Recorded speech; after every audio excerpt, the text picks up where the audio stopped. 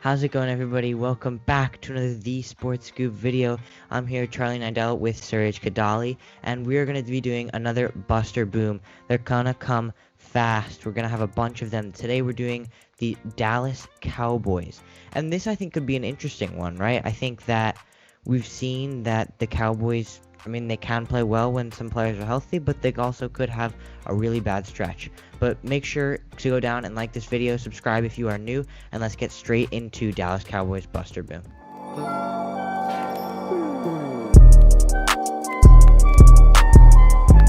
So let's get straight into it.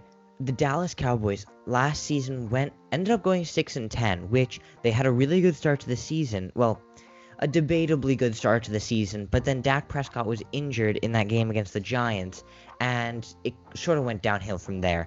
I think that Prescott was a massive piece in that, and he is obviously the first key player we're going to be talking about.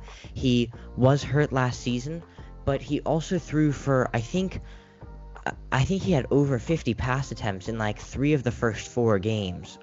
Don't hold me to that. I don't know that for sure, but he had a ridiculous amount of throws, which is not always a good thing. Obviously, it's a good thing because his numbers were great. He had so many yards, so many touchdowns, but it's also a bad thing because that means they were playing from behind because they had to throw the ball that much. And Dak Prescott, he was great last season. There's no denying it. And with this season, with him back, that'll be a massive improvement to their offense. We've seen what he can do on the ground, in the air. Serge, what are your hopes for Dak Prescott this season?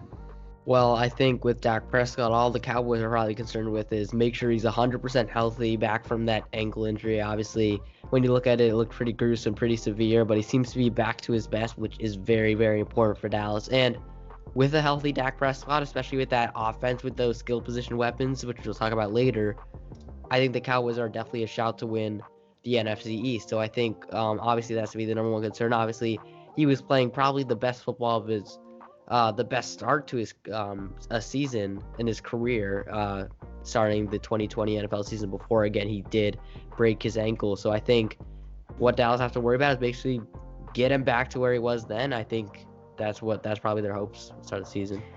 Yeah, for sure. Prescott had, I just looked, 222 pass attempts in not even 5 games. He was injured in that 5th game. But that's pretty crazy. That's a lot of attempts. That's over 40 per game. But Serge, you want to get into the next key player? Of course, definitely. I think this one is a very key player. Obviously, Ezekiel Elliott, the running back on the Cowboys, he was obviously had an amazing start to his career. Obviously his rookie year was very impressive for in terms of rookie running back stats, but backed it up the next 2 years as well, winning the rushing title 2 years in a row. And I think now, although he has dropped off a bit, I think this year was really his worst year in terms of running back totals. Didn't reach 1,000 yards. He didn't obviously struggled with fumbles, and especially with a much more depleted offensive line, is really feeding Zeke as much of a priority as it was earlier in his career, especially with Dak being maybe now more focal point of the offense with the receiving weapons left and right. And like I said, with that offensive line, he might be a bit more frustrated. He might get less touches in the ground. So I think it might be much more important to now improve his passing game abilities, his ability to catch out of the backfield, which he can do. He isn't a Derrick Henry where he can only touch the ball on the ground, but it isn't necessarily a strength of his. But I think obviously Zeke might have to maybe change his diet, change his game, become maybe a bit more shiftier if he wants to be a more focus point of the Dallas offense. Charlie, what do you think? I think we obviously know Ezekiel Elliott's impact when he's on the field and when he's healthy and when he's playing at his best. He was before probably last season when he did struggle a lot with Prescott being injured. Obviously, it limited the throwing options for the team, so it really forced the ball into his hands more and less at the same time because he wasn't having as productive of a season. And I think that we know how well Zeke can play, and if he can return to his prime form, and he was probably at his best in his rookie season, he made Prescott look like a very good quarterback because he played so well. But I think, again, as you said, with that aging line, is feeding Zeke as big of a priority? I don't know, because, again, Zeke is amazing when he's playing well, but last season he did not play well. Fumbles are an issue. Overall, his running stats just did not look great last season with an injured Dak Prescott. Again, I think that's probably the source of a lot of the Cowboys' issues. But I think Zeke was that sort of the end of Zeke? We don't know. We'll have to find out this season. Can he have a rebound season? For the Cowboys' sake, I hope he does. For the Giants' sake, I hope he doesn't, but I don't want to wish that on any player. So I hope he does rebound back to his self and has another of the monstrous years that we know Zeke for. But moving on to player number 3, this is one of the many wide receivers on this Cowboys offense, probably the top one, AMARI Cooper. He did not, I think that AMARI Cooper is obviously a massive threat. He is definitely solidified himself as a number 1 receiver in the league.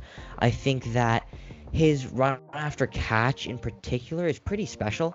I think that while he may not be the fastest of players, he's pretty quick on the ball, and I believe he's only 6'1", so he's not massive, but he's also not small. So it's not like he's sort of in that middle where he's still fast enough to run past defensive backs and linebackers, but he's not too small to moss those defensive backs. And last season, he did go for over 1,000 yards. He's done that in the past 2 seasons with 1,114 yards last season. But the main problem I have with AMARI Cooper from last season, again, this is with Andy Dalton throwing to him for the majority of the season, only had 5 touchdowns, which I know Amari's not a big touchdown guy. His most touchdowns in a season in his career is only 8, but that was the season before with a fully healthy Dak and on this Cowboys roster. And I think that 5 touchdown catches is a problem, but if he's your yardage receiver and you've got guys like CeeDee Lamb and Michael Gallup as your red zone threats, that's fine. He went for 1,100 yards last season. I'm okay with that. He solidified himself as a very, very good receiver. But Serge, what are your thoughts on AMARI Cooper? Yeah, I have to agree. I think, again, AMARI Cooper I think there was a point a couple seasons ago where Dallas was really struggling on offense. They trade for Cooper midseason. He transforms that Dallas offense. And I still think, even with the other receivers coming in that are very vital, I think Cooper is still the best out of all of them. And I think he kind of makes that wide receiver go, makes that offense go, whether as obviously a catching option or even as a decoy for other weapons who maybe don't get double teamed like AMARI does. So I think if he does stay healthy, which I think he has a bit of trouble sometimes, but I still think he's usually healthy. So I think if he can stay that way, he can stay healthy, he can keep this Dallas offense at full strength, I think obviously that offense will be a force to be reckoned with. And 100%. Speaking of wide receivers, going on to the next one, CeeDee Lamb, former rookie last year, who had a very impressive season. I think he is proving that he is probably the future number 1 wide receiver of the Cowboys. He stepped in. He was an immediate complement to Cooper and Michael Gallup. Obviously his his jump ball ability is very, very impressive. Route running's good. Hands are very good. Can use the yards after catch as well. I think Dak was using him pretty well before he got hurt. I think he became an even bigger focal point even when Andy Dalton stepped in later in the season, and I think he started to also develop really a connection with CeeDee Lamb. And I think especially with a full season with Dak Prescott, I think he'll take on a bigger role in that offense. Who knows? He might even crack 1,000 yards this year. Especially again with Dak probably throwing for a lot of yards, given how good he is throwing the ball. So I think CeeDee Lamb is one of those players who I feel like is primed for a breakout season. I mean, he already kind of did, but I think 1,000 yards could actually be possible. Maybe overtakes Gallup for that number 2 option. Charlie, what do you think? I think that CeeDee Lamb probably already has, in my mind, overtaken Gallup at that number 2 receiver. Gallup did not have an impressive year last season, while CeeDee Lamb went for 935 yards, which, as a rookie, those are very good numbers with Andy Dalton throwing to you. Again, a major source of the Cowboys' problems last year was Dak Prescott being injured. And to think CeeDee Lamb also only 5 touchdowns, which, where are you get a major problem with now these receivers? Like, where are you getting your touchdowns from? And sometimes that's a good thing. It means Prescott's spreading the ball, and you never know where he's going to throw the ball to for a touchdown, which could be a good thing. but it also could be a bad thing. It means they're not scoring enough. And we saw the Cowboys scored a lot when Prescott was on the field, but they also conceded a lot, even more than they scored. So we'll get into the defense later, but CeeDee Lamb, a very impressive rookie season. He did have 8 drops, which is a little bit concerning, but his ability to go get it, he made some pretty fantastic catches last season. Again, over 900 yards. Again, that 1,000-yard mark is the mark to crack. That's definitely what he's going to be aiming for this season. But I think CeeDee Lamb, yeah, definitely a prime to be possibly the number 2 receiver. He could even be fighting for that number 1 spot by the end of the season. I think that with his ability, he has the potential to be one of the potentially the best receiver to come out of that class with Jerry Jeudy, Henry Ruggs, although we did see Justin Jefferson go insanely well. He played incredibly for the Vikings, but CeeDee Lamb was also very good last season. I'd be surprised if he didn't do big things for the Cowboys, especially with Prescott on the field. Now, if we want to move on past the offensive key players to the defense, this is also a main source of the Cowboys' problems.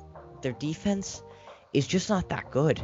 And we saw Dak Prescott threw for so many yards in just like 5 games, so many attempts. That's because they were playing from behind. And no matter how many points the Cowboys seemed to score, they always seemed to be outscored. And it was pretty ridiculous because there were teams like when they played the Browns, what was the exact score of that game? Because that was 8, I think. I mean, it was ridiculous. They conceded so many points last season, and especially when Prescott was healthy, they conceded, I can't see it right now, but they conceded so many points, and that defense was not playing well. They have big names when they're healthy. Leighton Vander Esch is a very big name in that linebacking core. DeMarcus Lawrence struggled last season, but he should find his form. He's a very good sack. He gets a lot of sacks. Sorry, that didn't make any sense, but he gets a lot of sacks. He's good at pressuring the quarterback. He even gets to the running back. Good overall defensive end. And I think that just their defense, it's lacking. They made some free agency pickups. We'll talk about them in a minute. But after losing Byron Jones last year to the Dolphins, and they just lost Chidobe Awuzie in free agency, I just think that the defensive unit is very lacking. They obviously went out in the draft and got some defenders, but it's a lacking defensive unit. Suraj, what do you think about their defense? I have to 100% agree with that. I think the Cowboys, the reason why they, in my opinion, they aren't serious contenders, especially with that good of an offense, is because of how lackluster their defense is. Like, they were 28th in points per game, allowing 29.6, 23rd in total defense as well. I mean, they just struggled on the defensive side of the ball. Obviously, maybe a component of that was obviously injuries. They didn't have Vander Esch for a while. Sean Lee the same. But they were also a victim of some of their players underperforming, like Jalen Smith, DeMarcus Lawrence. Their secondary was awful. Byron Jones leaving really hurt them. I think, obviously, again, like you said, they did address in the draft, which, to be honest, they needed to.